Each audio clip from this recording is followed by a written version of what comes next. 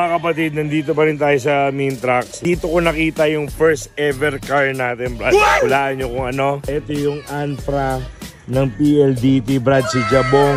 Yung first ever car natin, lahat natutunan natin sa kanya. Ang engine nito is Mazda na 1.6. Naalala nyo si Jabong. Ganyan yun, yung loob niyan. So ginawa natin yung Subaru seats yun, Brad.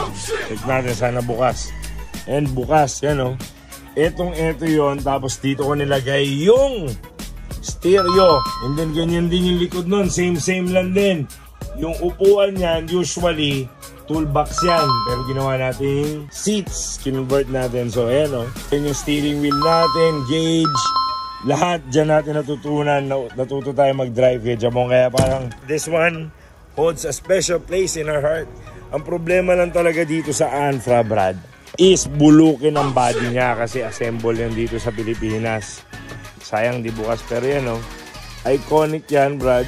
Yung windows yan, ganito rin pinagawa natin. Pinapintuan din natin, pero naka body kits yun.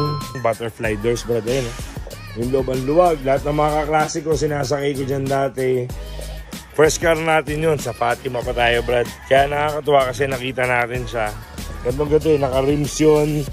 So pangalan ng Jabong, tapos tanda ko 3 stars in a sun yung nakalagay dyan. Tapos chosen one sa likod, sa mga kaibigan ko, sa Bruce ko, sila Max, sila Kuya Bry, si Tiny, si Boogie, alam nila lahat yun. Chosen one, si Jabong, yan o. Galing lang, bring back old memories sa Anfra natin, Brad.